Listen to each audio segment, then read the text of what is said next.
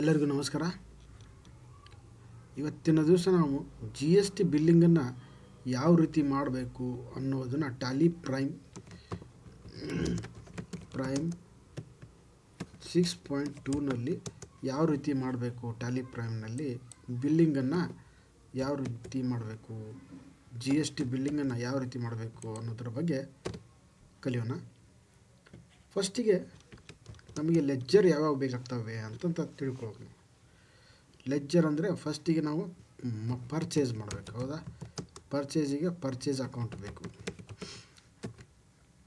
Next ಒಬ್ಬರು creditor ಬೇಕು, supplier ಹೌದಾ? ಸಪ್ಲಯರನ್ನು ನಾವು ಪರ್ಚೇಸ್ ಅಕೌಂಟ್ನಲ್ಲಿ ತಗೋತೀವಿ, creditor. Next sales account. Next debtor account.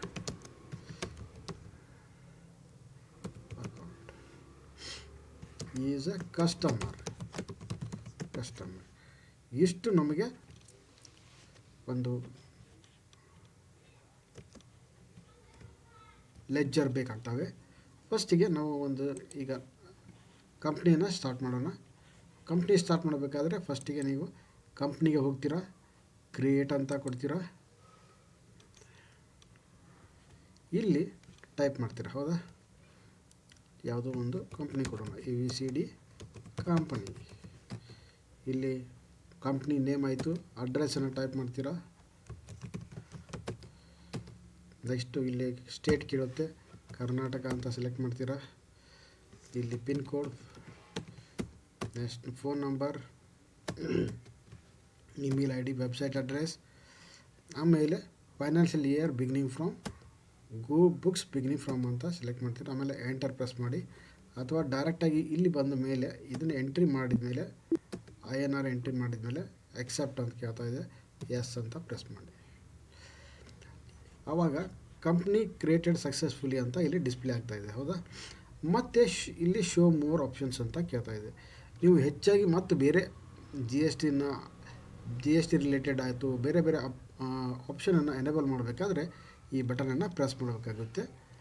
ಅಕೌಂಟ್ಸ್ನಲ್ಲಿ ಮಾಡಬೇಕಾ, ಎನೇಬಲ್ ಬಿಲ್ ವೈಸ್ ಎಂಟ್ರಿ ಮಾಡಬೇಕಾ, ಮೇಂಟೈನ್ ಇನ್ವೆಂಟ್ರಿ, ಇದನ್ನು ಏನಾದರೂ ಎಸ್ ನೋ ಮಾಡಬೇಕಾದ್ರೆ ನಾವು ಈ ಆಪ್ಷನನ್ನು ಸೆಲೆಕ್ಟ್ ಮಾಡಬೇಕು. ಅಟ್ ಪ್ರೆಸೆಂಟ್ ನಾನು ಏನು ಮಾಡ್ತಾಯಿದ್ದೀನಿ, ಎಸ್ಕೇಪನ್ನು ಪ್ರೆಸ್ ಮಾಡ್ತೀನಿ. Okay, ABCD company at present ಇಲ್ಲಿ ಓಪನ್ ಆಗಿದೆ, ಹೌದಾ? No vouchers entered. ಈಗ ನಾವು ಏನು ಮಾಡೋಣ, ಕ್ರಿಯೇಟಿಗೆ ಹೋಗೋಣ, ಲೆಜ್ಜರ್ಸಿಗೆ ಹೋಗೋಣ. ಲೆಜ್ಜರ್ಸ್ ಮೇಲೆ ಕ್ರಿಯೇಟ್ ಮಾಡಿ ಇಲ್ಲಿ ಪರ್ಚೇಸ್ ಅಕೌಂಟ್ ಅಂತ ಮಾಡೋಣ. ಪರ್ಚೇಸ್ ಅಕೌಂಟ್ ಎದುರಲ್ಲಿ ಬರುತ್ತೆ, ಪರ್ಚೇಸ್ ಅಕೌಂಟ್ ಬರೋದು ಪರ್ಚೇಸ್ ಅಕೌಂಟ್ಸ್ನಲ್ಲೇ ಬರುತ್ತೆ, ಹೌದಾ? ಇಲ್ಲಿ ಕಂಟ್ರೋಲ್ ಪರ್ಚೇಸ್ ಅಕೌಂಟ್ ಅಂತ ಅಷ್ಟು ಟೈಪ್ ಮಾಡಿಬಿಟ್ಟು ಕಂಟ್ರೋಲ್ A ಅಂತ ಪ್ರೆಸ್ ಮಾಡಿ.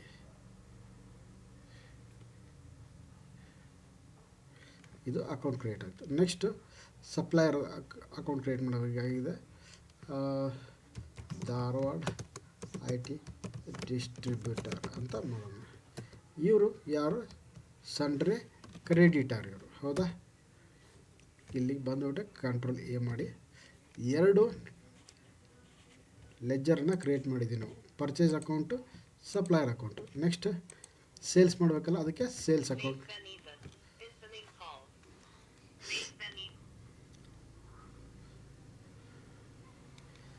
ಹಲೋ, ಹಾಂ ಸರ್, ಅದೇ ಬರ್ತೇನೆ ಸರ್, ಈಗ ಬಂದು ರೆಕಾರ್ಡ್ ಮಾಡಿ ಕಳಿಸ್ತೀನಿ ಸರ್. ಹಾಂ ರೀ, ಹಾಂ ರೀ, ಹಾಂ ರೀ,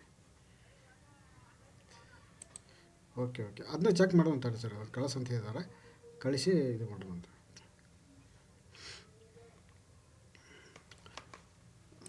ಸಾರಿ, ಅದು ಕಾಲ್ ಇತ್ತು, ಅದಕ್ಕೆ ಅಟೆಂಡ್ ಮಾಡಿದೆ. ನೆಕ್ಸ್ಟ್ ಏನಿದೆ, ಸೇಲ್ಸ್ ಅಕೌಂಟು, ಆಮೇಲೆ ಕಸ್ಟಮರ್ ಅಕೌಂಟು, ಇದನ್ನು ಕ್ರಿಯೇಟ್ ಮಾಡೋಣ. ಇಲ್ಲಿ ಸೇಲ್ಸ್ ಅಕೌಂಟ್, ಇಲ್ಲಿ ಸೇಲ್ಸ್ ಅಕೌಂಟ್, ಇಲ್ಲಿ ಬಂದಮೇಲೆ ಕಂಟ್ರೋಲ್ ಎ ಅಂತ ಪ್ರೆಸ್ ಮಾಡಿ. ನೆಕ್ಸ್ಟ್ ಕಸ್ಟಮರ್ ಯಾರು, ಎಕ್ಸಲೆಂಟ್ ಟ್ಯುಟೋರಿಯಲ್ಸ್, ಇವ್ರು ಯಾರು, ಸನ್ರೇ ಡೆಬಿಟರ್. ಕಂಟ್ರೋಲ್ ಎ ಪ್ರೆಸ್ ಮಾಡಿ. ಈಗ 4 ಲೆಜ್ಜರನ್ನು ನಾವು ಸಕ್ಸಸ್ಫುಲ್ಲಾಗಿ ಕ್ರಿಯೇಟ್ ಮಾಡಿದ್ವಿ. ಅದನ್ನು ನೋಡಬೇಕಪ್ಪ ಅಂದರೆ ನೀವು ಇಲ್ಲಿ ಅಲ್ಟಾರ್ಗೆ ಹೋಗಿಬಿಟ್ರೆ ಲೆಜ್ಜರ್ಗೆ ಹೋಗ್ರಿ, ಇಲ್ಲಿ ತೋರಿಸಿ. ಇವು ನಾವು 4 ಅಕೌಂಟನ್ನು ಕ್ರಿಯೇಟ್ ಮಾಡಿದ್ದೀವಿ. ಫಸ್ಟ್ ಡಿಫಾಲ್ಟಾಗಿ ಕ್ಯಾಶ್ ಅಕೌಂಟು ಮತ್ತು ಪ್ರಾಫಿಟ್ ಆ್ಯಂಡ್ ಲಾಸ್ ಅಕೌಂಟ್ ಡಿಫಾಲ್ಟಾಗಿ ನೀವು ಯಾವಾಗ ಹೊಸ ಕಂಪ್ನಿಯನ್ನು ಸ್ಟಾರ್ಟ್ ಮಾಡ್ತೀರಲ್ಲ ಆವಾಗ ಅದು ಡಿಫಾಲ್ಟಾಗಿ ಕ್ರಿಯೇಟ್ ಆಗಿರುತ್ತೆ. ನಂತರ ನಾವು ಏನು ಮಾಡಿದ್ದೀವಿ, 4 ಅಕೌಂಟನ್ನು ನಾವು Dharwad distributor, IT distributor, excellent tutorials, purchase account, sales ಅಕೌಂಟನ್ನು ಕ್ರಿಯೇಟ್ ಮಾಡಿದ್ದೀವಿ. ಹೌದಾ? ಓಕೆ. ನೆಕ್ಸ್ಟಿಗೆ ವೋಚರ್ ಅಂತ ಸೆಲೆಕ್ಟ್ ಮಾಡೋಣ. ಇಲ್ಲಿ ಅದಕ್ಕಿಂತ ಬಿಫೋರ್ ನೀವು ಏನು ಮಾಡ್ಬೋದು ಅಂದರೆ ಬೇರೆ ಬೇರೆ ಟೈಪ್ ಇರುತ್ತೆ. ಅದನ್ನು ನಾವು ಈಗ 1-2 ಐಟಮನ್ನು ಕ್ರಿಯೇಟ್ ಮಾಡಿಬಿಡೋಣ. ಕ್ರಿಯೇಟಿಗೆ ಹೋಗೋಣ. ಇಲ್ಲಿ ಐಟಮ್, ಸ್ಟಾಕ್ ಐಟಮ್,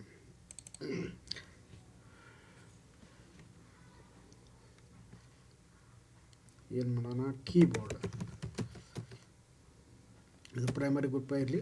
ಇಲ್ಲಿ ಯೂನಿಟ್ ಕೇಳ್ತಾ ಇದೆ, ಇಲ್ಲಿ ಕ್ರಿಯೇಟ್ ಮಾಡಿ. ಇಲ್ಲಿ ನಾಟ್ ಅಪ್ಲಿಕೇಬಲ್ ಅಂತಿದೆ, ಕ್ರಿಯೇಟ್ ಮಾಡಿ, ಕ್ಲಿಕ್ ಮಾಡಿ, ನಂಬರ್ಸ್ ಅಂತ ಮಾಡಿರಿ.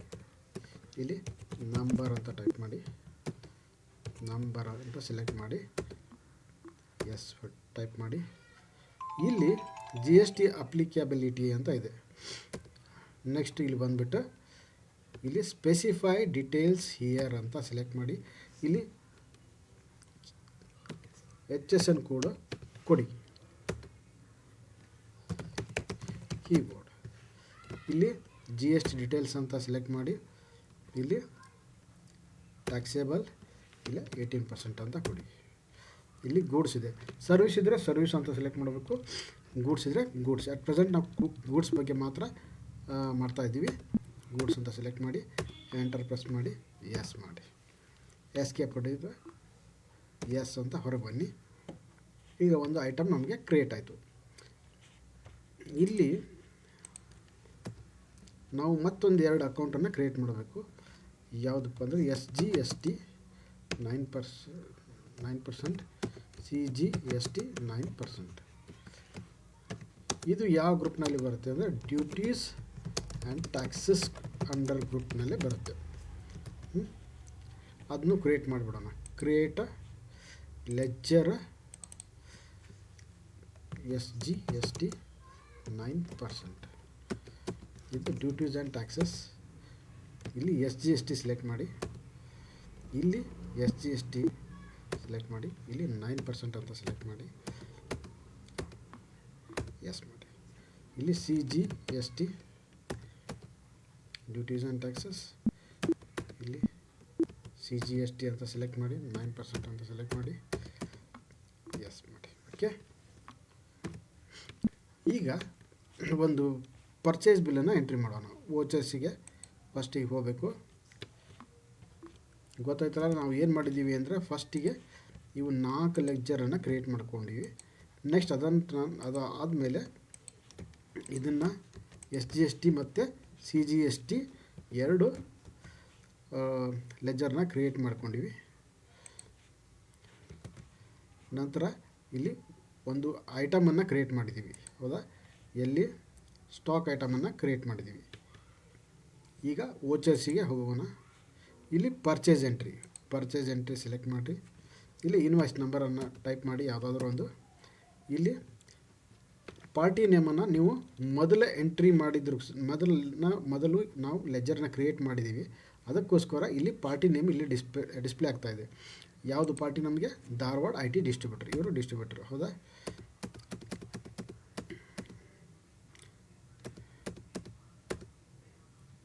ಯಾವ ಅಕೌಂಟು? ಪರ್ಚೇಸ್ ಲೆಜ್ಜರ್ ಯಾವುದು? Purchase account. ಹೌದಾ?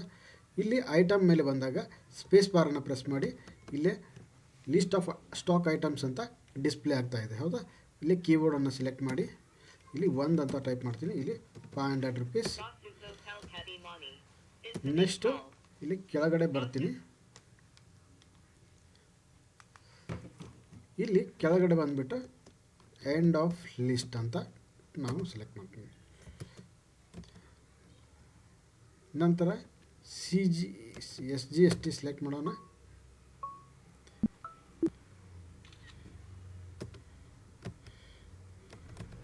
SGST ಇದು ಬರ್ತಾ ಇಲ್ಲ, ಹೌದಾ? ತಾನೇ ಆಟೋಮೆಟಿಕ್ಕಾಗಿ ಕ್ಯಾಲ್ಕುಲೇಟಿಗೆ ಬರಬೇಕು, ಅದು ಬರ್ತಾ ಇಲ್ಲ. ಯಾಕೆ ಬರ್ತಾ ಇಲ್ಲ ಅಂದರೆ ಇಲ್ಲಿ ಆಲ್ಟರ್ಗೆ ಹೋಗ್ಬಿಟ್ಟು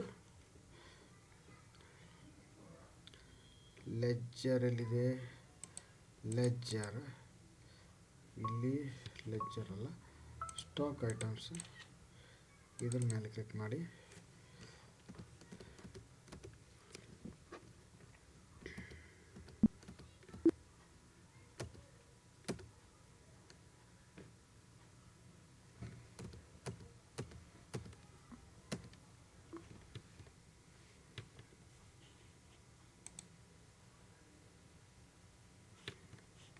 ಇಲ್ಲಿ ಕಂಪ್ನಿ ಬಂದ್ಬಿಟ್ಟು ಆಲ್ಟರ್ ಮೇಲೆ ಕ್ಲಿಕ್ ಮಾಡಿ, ABCD ಕಂಪ್ನಿ ಮೇಲೆ ಕ್ಲಿಕ್ ಮಾಡಿ.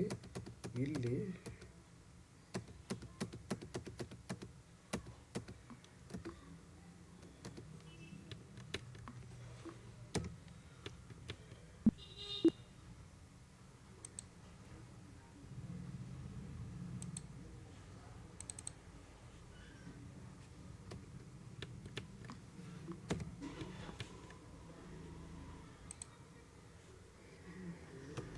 ಅಂತ ಟೈಪ್ ಮಾಡ್ತೀವಿ.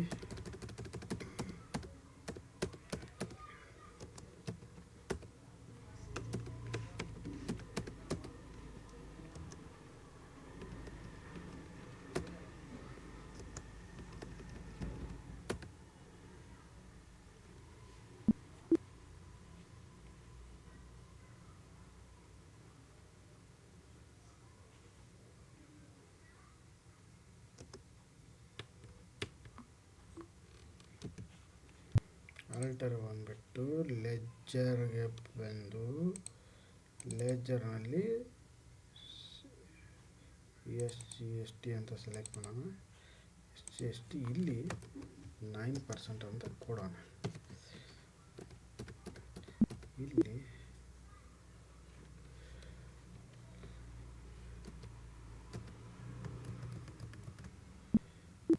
GST ಆಯಿತು.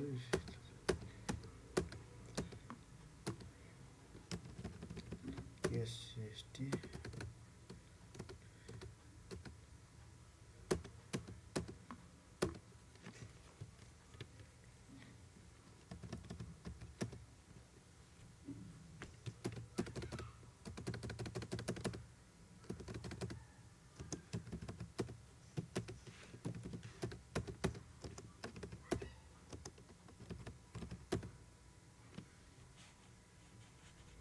ಬರ್ತಾ ಇಲ್ಲಲ್ಲ, ಯಾಕೆ ಅಂದರೆ ಫೀಚರ್ಸ್ ಬಂದ್ಬಿಟ್ಟು ಇದನ್ನು ಸೆಲೆಕ್ಟ್ ಮಾಡಿ ಕಂಪ್ನಿ, ಇಲ್ಲಿ ಎಸ್ ಅಂತ ಮಾಡೋಣ. ಮೇಂಟೈನ್ ಗೂಡ್ಸ್ ಆಯಿತು, ಇದನ್ನಾಯಿತು. ಇಲ್ಲಿ GST ನಂಬರ್ ಹಾಕಬೇಕು, ನಾವು ಯಾವುದಾದ್ರೂ ಒಂದು ಹಾಕಿ. ಇಲ್ಲಿ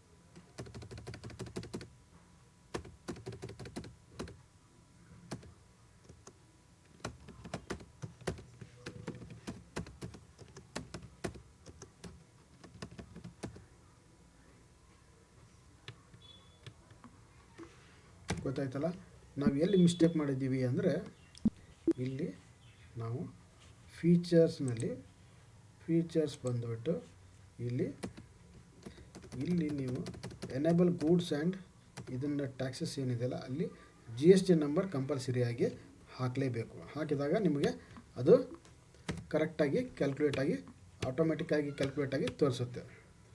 ಗೊತ್ತಾಯ್ತಲ್ಲ, ವೋಚರ್ಸು ಈಗ ಇನ್ನೊಮ್ಮೆ ತೋರಿಸ್ತೀನಿ. ಧಾರವಾಡ ಟ್ಯುಟೋರಿಯಲ್ಸ್ ಬಂತು. Purchase account keyboard 1 300 end of list SGST ಹೌದಾ.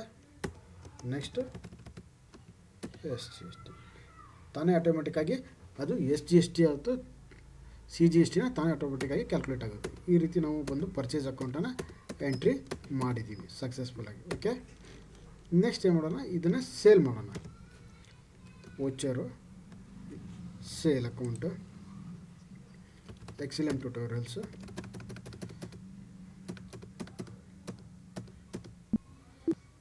Sales account keyboard 1 number 1000 rupees end of list ಹೌದಾ. SGST ಈ ರೀತಿಯಾಗಿ ನೀವು ಈಸಿಯಾಗಿ GST ಬಿಲ್ಲನ್ನು ಕ್ರಿಯೇಟ್ ಮಾಡ್ಕೋಬೋದು. ಡೇ ಬುಕ್ನಲ್ಲಿ ನೋಡ್ಬೋದು, ಒಂದು ಸೇಲನ್ನು ಮಾಡಿದ್ದೀವಿ ನಾವು. ಇಲ್ಲಿ ಅದರ ಡೆಬಿಟ್ ಅಮೌಂಟ್ ಎಷ್ಟಿದೆ, ಪರ್ಚೇಸ್ ಅಕೌಂಟ್ನಲ್ಲಿ ಒಂದು ಇದನ್ನು ಎಂಟ್ರಿ ಎಷ್ಟಿದೆ ಅಂತ. ಇದ್ರ ಮೇಲೆ ಡಬಲ್ ಕ್ಲಿಕ್ ಮಾಡಿದರೆ ಏನು ಪರ್ಚೇಸ್ ಮಾಡಿದ್ದೀವಿ ಅಂತ ಇಲ್ಲಿ ಡಿಸ್ಪ್ಲೇ ಆಗುತ್ತೆ.